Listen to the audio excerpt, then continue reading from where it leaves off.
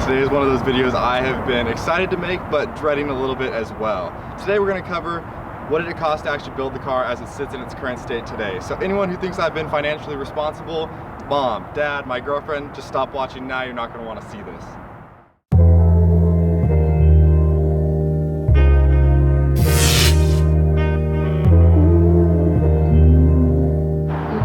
Alright, so like I said, we are figuring out what it costs to actually build this car as it sits today. I originally paid $15,000 for this car, and my guess is that I've easily superseded that in additional parts. So I've got my spreadsheet of shame here with all the parts and prices on it. So we're gonna go ahead and give you guys a rundown of what's on the car and how much it costs. So let's start with the engine. Looking at the engine, we've got the access port, $600. The VF52 turbo, $500. The Grimspeed turbo heat shield, $50. The intercooler, $888.24. The 3-port electronic boost controller, $94.99. The Grimspeed intake, $249.99. The up pipe, $325. The wastegate on the up pipe, $263.20. The wastegate bracket, $39.99. CNT downpipe on the car, nice. The ready exhaust, $500 used. The radiator, $265.20.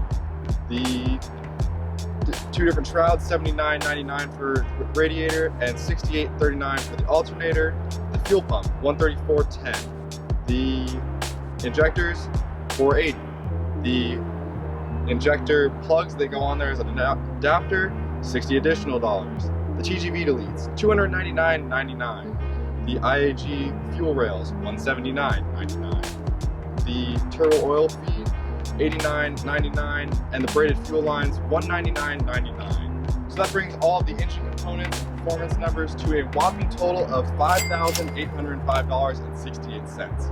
Ouch. Alright, next we have the transmission part list, which should be the shortest on the car.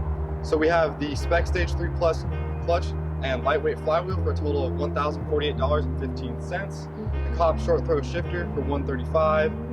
Front shifter bushings, $35, rear shifter bushings, another $35, for a total of $1,253.50. Alright, so next we have the suspension and brake parts. So we're going to start with the Brembos. I picked those Brembos up off a Totaled STI 04 for $700. Had to get all the parts components for it, so we've got new brake rotors, front and rear. Those are, for the rotors, 330/22 for the front and rear. Now, got the same stuff at the back, like I said. So we've got all new pads all around, which are Hawk HPS, and those were $246.38. Had to get stainless steel brake lines for all of that, another $54.87 for the fronts, and $70 for the Legacy specific rears. And then we have the Grimspeed Master Cylinder Brace. You might remember me talking about that. That was another $95. Then we had to get the rear Brembo bracket adapters, $99.50. We have the parent sway bars, front and rear, $150 each for a total of $300. The polyurethane end links that are on the front and rear, another $100. And then we have the Avo rear reinforcement on the sway bar, $110. The Coney Swift wagon springs that I bought used, $200 there. The sport struts from Coney that I went with, another $540. And to finish it off, we have the White Line roll center kit, which is another $187.35. So that brings all the suspension parts on the car to a total of $2,963.32. Wow. Alright, we'll bring it back around to the front end to start the exterior parts. So for this JDM bumper, this was $950 for the bumper cover and a few other accessories. It's gone down quite a bit since then. It really hurts my soul. Don't want to talk about it. Had to get the grill to go along with it. This is a JDM honeycomb grill. So the bumper itself, like I said, $950, another $298.70 for the grill. The spats that are on the front and rear of the car were an additional $195. Got $250 into this STI lift from Japan for the Legacy. $200 for the rear taillights, they're Japanese taillights. $156.87 for the fog lights. Man, it's just crazy. I had to have the fog lights for the bumper. So $157.87 there. $156.87, sorry. $285 for all the headlight brackets and fender liners. Again, I'm OCD, had to have them all fit together. $285 there. Now I don't remember what I spent on the headlights exactly, but to do that retrofit, I think it was somewhere in the neighborhood of $200 on the low side. So we'll say $200. And then for the wheels, the whole wheel and tire setup, $2,000 then. So all around, we've got $4,505.57 on exterior parts. All right, so we're gonna wrap up with the interior parts. Now, if you watched the original video explaining what was all done to this car, you'll know that it has Spec B interior.